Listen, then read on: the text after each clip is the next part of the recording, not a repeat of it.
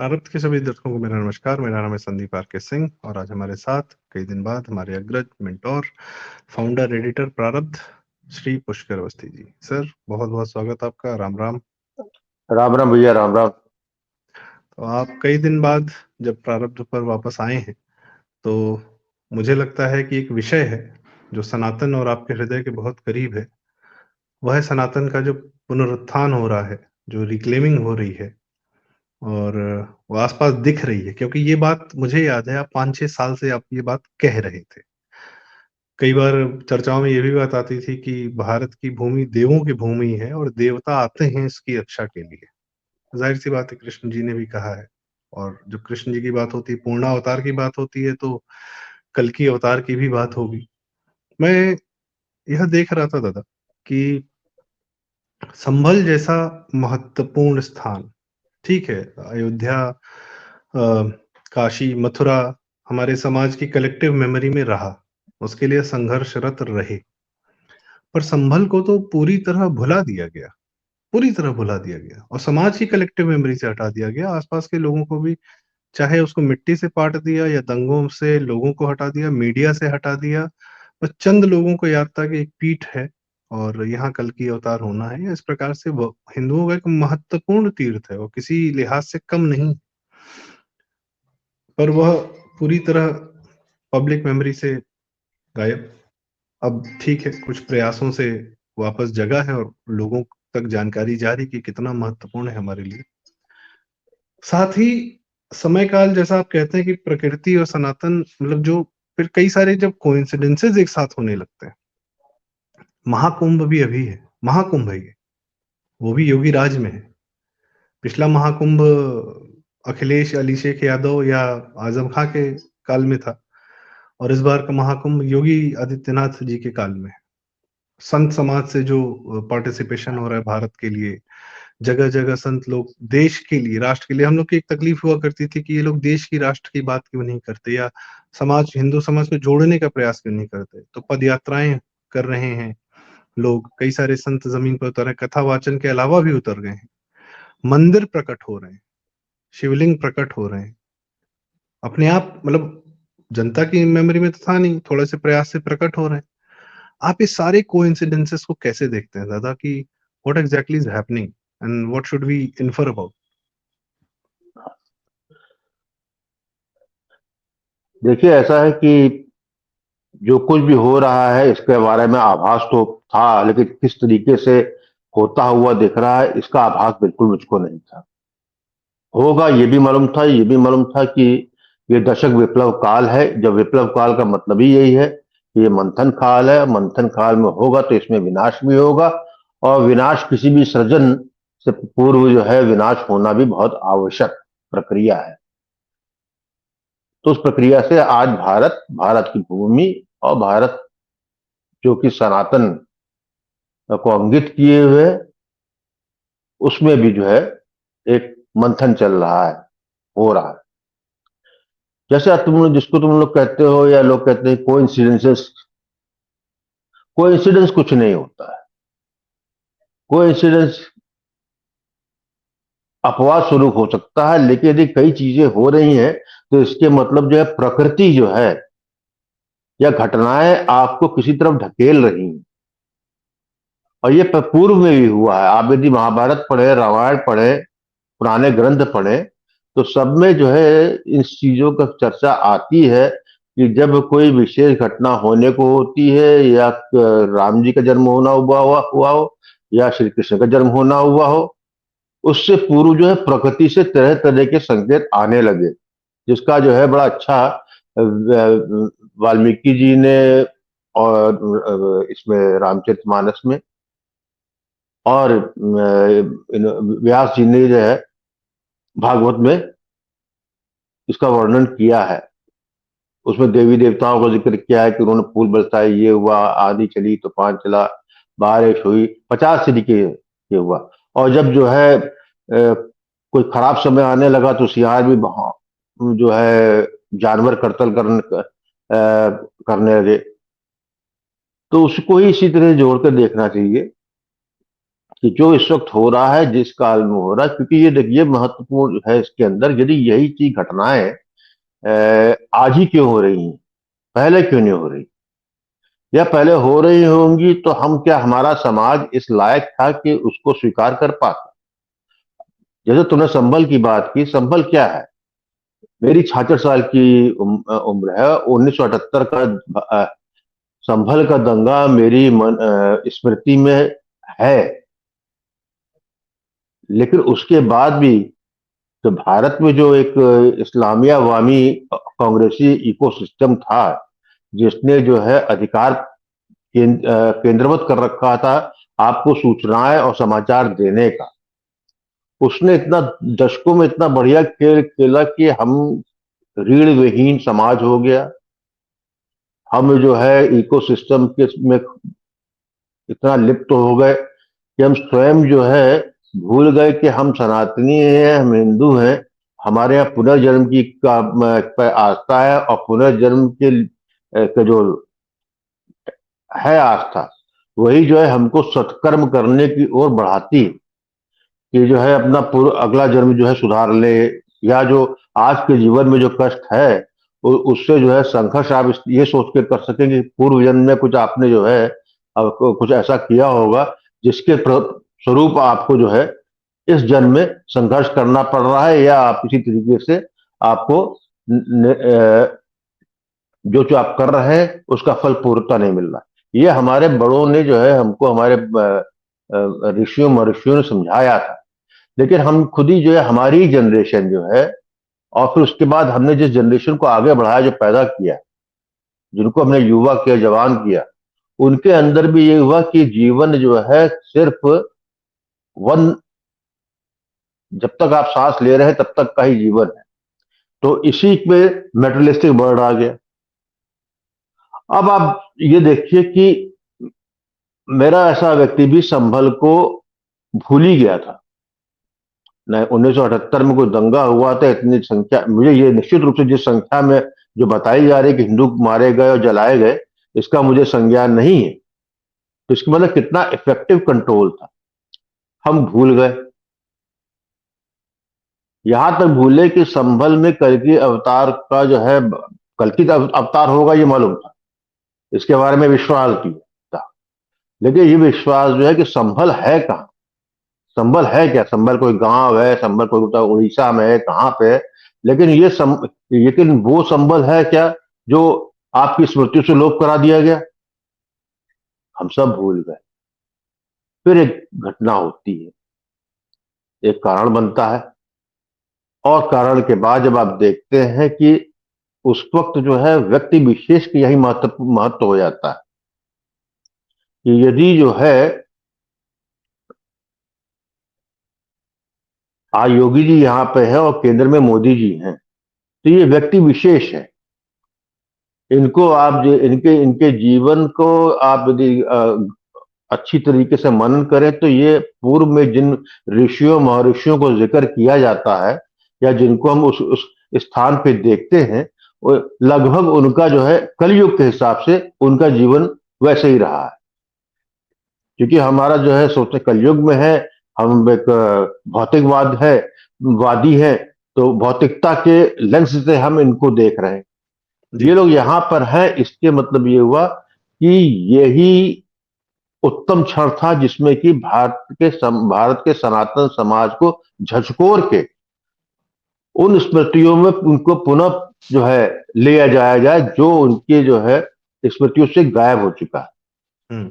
एक घटना होती है, सर्वे जो है एक न्यायालय आदेश करती है, 2 बार सर्वे हो चुका होता, तीसरे सर्वे के बाद जो है मैं एक जी मैं कुछ ये कह रहे थे सर्वे आप। की जो कि आपने बात की, मैं आपको इंटरप्ट नहीं करना चाह रहा था, मैं आपसे एक छोटा सा थोड़ा सा जानकारी साझा करना चाह रहा था। और एक, चूंकि आपने ये कहा कि व्यक्ति विशेष और यह समय काल, एक महंत जी हैं, मैं नाम अभी उनका मुझे ध्यान नहीं आ रहा है, उन्होंने विष्णु जैन जी को आमंत्रित किया कि संभल पर भी केस कार्रवाई की जाए।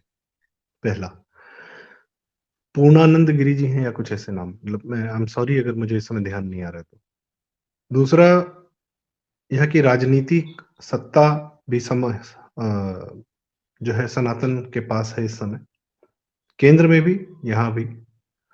और जनता की जो समझ है, जो जनता एक समय में सेक्युलर हुआ करती थी, जनता भी अब जमीन पर उतर के कि हाँ, हमको हमारे मंदिर चाहिए। तो एक है संत समाज, जिससे हमारा ये था कि हमारी पीड़ा थी कि भाई ये लोग कथा वाचन करते हैं, जनता तक धर्म पहुंचाते हैं, तो क्या धर्म रक्षा या हिंदुओं की प्रोग्रेस के लिए इनका क्या योगदान है, क्या कर रहे हैं, क्या नहीं कर रहे हैं। वो मीडिया के माध्यम से हमारे समाज को संत समाज से भी काट दिया गया था बहुत सारी फिल्मों में कि बाबा विलेन है, ये है, वो है, और फिर आसाराम जी पे केस, और मीडिया में हिंदू बाबा मिल जाए तो मीडिया को मजा आ जाता है, जुडिशरी को भी मजा आ जाता है उन लोगों को प्रताड़ित करने में। यही काम वो मदरसे और मौलानाओं और पास्टर्स और उनके साथ नहीं करते हैं, जबकि वहां पे ज्यादा व्यभिचार होता है। खैर, जनता भी तैयार है, संत समाज भी तैयार है, राजनीति भी तैयार है। ये जो तो पूरा एक तीनों का हमारा इकोसिस्टम बनता हुआ दिखता है, और इसका कारण दिखता है कि आज वही शाही जामा मस्जिद जो थी संभल की, उसके सामने पुलिस स्टेशन बन रहा है, बाकायदा विधि विधान से भूमि पूजन करके 4 दिन के अंदर तैयारी खत्म। तो संदीप जी, जहां जिस तरफ तुमने इशारा किया है वो अपने आप में बिल्कुल सही है, लेकिन उस इशारे का जो है पूरा कोरम पूरा नहीं होता। पूरा कोरम पूरा होता है चौथे उससे मलेच्छों से। आखिर जो है जब आप जो है अपने जो है रिक्लेम करते हैं अपनी हिस्ट्री, तो आपको किससे रिक्लेम करनी है? तो कहाँ संभल है, कहाँ संभल को बनाया है क्या? संभल को हमसे ज्यादा जो है उन मलेच्छों को मालूम था इसका महत्व क्या है। इसलिए वो यहाँ पे एक हिंदू जो है उपहास कर सकता है, आज के जमाने में कौन कौन भगवान आता है, कौन कल्कि क्या है। लेकिन जिनको जो जो जिनसे आपका संघर्ष, जो आपको मिटाना चाहते हैं, उनको आपके पूर्व इतिहास का ज्यादा ज्ञान है। तो उन्होंने आपकी स्मृति से गायब कर दिया कि जब संभल कोई चीज रहेगा नहीं जहां पर 78% जो है मलेच्छ हो जाएंगे, तो वहां पर आप निकाल रहे क्या निकल रहा है? केवल एक मस्जिद में हरिहर मंदिर का ही मामला नहीं रह गया। उस हरिहर मंदिर के द्वारा जो है स्वयं प्रकृति कह रही है कि मुझको उभारो, और एक से एक चीज निकलती है। और मैं निश्चित बड़ा जिस तरीके से, जैसा आपने जिक्र किया कि पुलिस चौकी बनी है, पुलिस चौकी क्या, पूरे एसपी का ऑफिस के बराबर एक चौकी बना दी उन्होंने। इट इज साइकोलॉजिकल वारफेयर, ये साइकोलॉजिकल है, मान मतलब जिस तरीके से आपको जो है साइकोलॉजिकल तोड़ा गया है, ये उनको तोड़ने की कोशिश है। वहां से जो है आप जो समझ लीजिए कि संभल कम से कम 1857 का जो संभल है वो पुनर्जागृत होगा। ये आपको स्पष्ट दिख रहा है। करने वाला कौन है? कर्ता उत्तर प्रदेश में मुख्यमंत्री, क्योंकि ये करने के लिए भी रिजॉल्व चाहिए, प्रतिबद्धता चाहिए। और केंद्र में कौन है? उत्तर प्रदेश केंद्र में है नरेंद्र मोदी जी। सॉरी, बस जोड़ना चाह रहा था कि उनका गुरु गोरक्षनाथ पीठ का महंत होना भी उसमें बहुत बड़ा वैल्यू एडिशन है।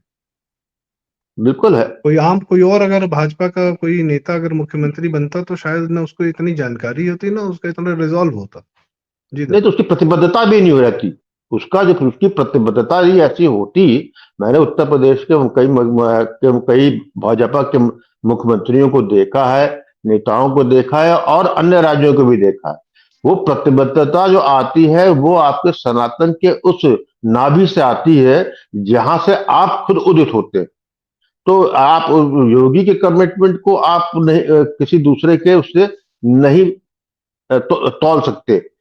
वहीं पे प्रधानमंत्री नरेंद्र मोदी जी भी है, वो कोई महंत नहीं है, लेकिन उन्होंने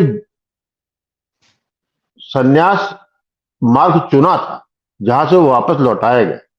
तो इसके मतलब वो इसी कार्य के लिए ही लौटाया गया। जो भी उनके गुरु थे, जो उन्होंने कुछ देखा होगा, भविष्य दृष्टा रहे होंगे कि इनका जो जन्म हुआ है वो किसी और कार्य के लिए हुआ, जिसका जो इस बार 2024 के चुनाव के एक भाषण, उसमें इंटरव्यू में, साक्षात्कार में प्रधानमंत्री जी ने कहा था कि मेरी पैदाइश बायोलॉजिकल नहीं, मेरा किसी और। उसका उपहास लोगों ने अवश्य बना दिया, लेकिन वो उनका कथन यही था बेसिकली कि वो सिर्फ एक सामान्य प्रक्रिया, जिस तरह को जन्म लेता है, मेरा या आपका जन्म हुआ है, वो उनका जन्म जो है वो किसी विशेष कारक के लिए हुआ। वो उस कारक को नहीं कह सकते, लेकिन स्पष्ट है। यही एएसआई, आपको सालों लग जाते हैं इनको जगाने में।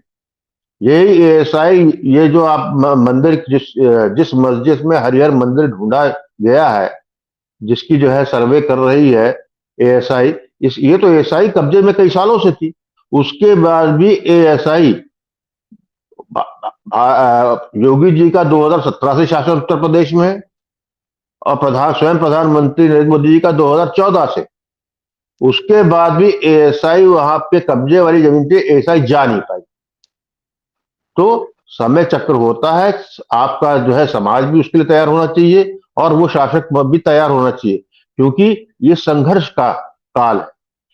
यदि आप अपने पुरानी धरोहर को आप प्राप्त करना चाहते हैं, तो गांधी जी का जो उन्होंने उपदेश दिया था कि अहिंसा, या जो है बिना खड़ग और ढाल के आजादी का जो एक प्रोपेगेंडा चलाया गया था, उस मानसिकता में पूरे समाज को जो है एक अफीम की सुंघा दी गई थी। उससे नहीं होना, तो उस प्रतिबद्धता जो है, सनातन की शक्ति जो है, जो ऊर्जा है, वो जो है प्रतिघात करने के लिए भी सक्षम होनी चाहिए। तो आज वो है, देख रहे हैं। तो इसको तो मैं इसको इसी तरीके से देखता हूं कि संभल में जो हो रहा है ये काया पलट है। कल की आएंगे, कब आएंगे मैं नहीं जानता, कल की किस स्वरूप में होंगे ये भी नहीं जानता। कलयुग में है अवतरण, तो ये भी बहुत संभव है कि कल की एक कलेक्टिव, एक व्यक्ति विशेष ना होके कल की एक उपक्रम भी हो सकता है, एक जिसका कि बाद में कई लोग जो है इतिहास में झपके डालेंगे, और उसके बाद उसकी तरफ जो है कौतुलता दिखाएंगे और कोई नाम दे दिया जाएगा। लेकिन जो हो रहा है वो किसी विशेष आयोजन का है, और इसमें मुझे कोई संदेह नहीं कि जो है ये केवल संभल का मामला है। क्योंकि जब आप करते हैं काशी विश्वनाथ, प्रयाग, मथुरा, इसकी बात आप जब करते हैं, तो फिर आप भविष्य की बात क्यों नहीं कर सकते? कल की जो है आपका भविष्य का तीर्थ है, जिसको चिन्हित जो है हजारों वर्ष पूर्व हमारे मनीषियों ने कर लिया था। तो जब ऐसा है तो संभल उस योग्य भी होनी चाहिए कि जहां कल्कि पदार्पण कर सके, या कल्कि की ऊर्जा आ सके। क्योंकि वही ऊर्जा जो कल्कि के बारे में वर्णन है कि वो प्रतिघात करने वाली ऊर्जा है, वो सनातन की रक्षा के लिए, सनातनियों के निरंतरता को बनाए रखने के लिए प्रकृति का ही एक वो स्वरूप है जो संघर्ष, संहार, प्रतिघात, तीनों की ऊर्जा अपने अंदर समाहित किए हुए। तो मैं इसको मानता हूं कि ये जो है उदय काल जैसे 2014 को मैंने कहता था कि नरेंद्र मोदी जी का प्रधानमंत्री बनना जो है भारत में सनातन के पुनर्स्थापना का प्रारंभ है। तो मोदी जी ने कार्य करके यहां तक ले आए, खींच के यहां तक आ गया कि एक दशक में सेकुलरिज्म के जहर से और हीन भावना से ग्रसित समाज को उन्होंने जो है अपनी आवाज निकालने को मजबूर कर दिया। और यही आवाज इन्हीं प्रधानमंत्री नरेंद्र मोदी को मजबूर करेगा उन कार्यकर्ताओं को जिस कार्य को करने में वो शायद संकोच करते रहे हो, या उनको समय काल उचित ना लगता हो, या उनको जो है क्योंकि उनको अपने मतदाता पर पूरा विश्वास है, मतदाताओं की कमजोरी का आदत। तो जब वो समय आएगा कि उनका मतदाता इस लायक हो गया है कि वो अपने नेता के किसी भी निर्णय, किसी भी संघर्ष करने या कुछ खोने के लिए तैयार होने की मानसिकता आ गई है, तो ये होगा। तो ये एक श्रृंखलावर का है, और सनातन का उदय काल का ये एक स्पष्ट संकेत है। संबंध जी, पुनर्स्थापना तो उन्होंने कर दी। अब जो है वो आप ये कह सकते हैं कि वो ब्रह्म मुहूर्त था 2014। अब जो है सूर्य की जो है सनातन, ये सूर्य की उष्मा और अब ये रोशनी, ताप सबको प्रकाश महसूस होगा। जी दिखने लगी है। अब जैसे जब सूरज चढ़ता जाएगा, इसका ताप बढ़ता जाएगा, जी और जब ताप बढ़ेगा तो उसके लिए जो है हमारे उत्तर प्रदेश के मुख्यमंत्री आदित्यनाथ योगी जी से बड़ा जो है कोई प्रतीक नहीं हो सकता, जो इस ताप को जो है समाहित करके जो है सनातन की पूरी तरीके से रक्षा करके उसको जो है उसके आगे आने वाले मार्ग को प्रशस्त करे। जी जी दादा, आपने ये बात कही। अब जैसे मैं इस चर्चा का यहीं समापन करना चाहता हूँ अपनी एक दो बात से कि नरेंद्र कोहली जी की किताब है, किताब क्या है वो, राम कथा है, अभ्युदय। तो उसमें जब विश्वामित्र आते हैं आपका इनको राम जी और लक्ष्मण जी को लेने के लिए, तो विश्वामित्र जी की ना एक तकलीफ होती है कि जनक जी और दशरथ जी के राज्य में असुर जो है विचरण कर रहे हैं और अंदर तक घुस आए हैं, और वो उनके मतलब उनके राज्य के अंदर लंका से चले आ रहे हैं राक्षस, और यहाँ तक आकर वो अपना जो हरकतें अधार्मिक कार्य वो कर रहे हैं। यही भारत में हुआ, जो मलेच्छ हैं, जो असुर हैं, जो अधर्मी हैं, वो अंदर तक घुस गए हैं। तब एक ब्राह्मण जो है अ, वह उतरते हैं और क्षत्रियों को जगाने का प्रयास करते हैं कि जो आपका कार्य है वो आपको करना है। जैसे मैंने कहा कि जैन जी को जो है एक महंत जी जो है लेकर गए कि यहाँ पर केस करिए, और ये मलेच्छों का अतिक्रमण हो गया। तो कुछ कुछ वैसा ही ना दिखता है कि संत समाज सदैव जागृत रहा, उसको पता था कौन सी जगह पे क्या है, पर बाकी समाज सो गया था, तो उस समाज को जगाया गया, उनका छात्र धर्म उनको याद दिलाया गया।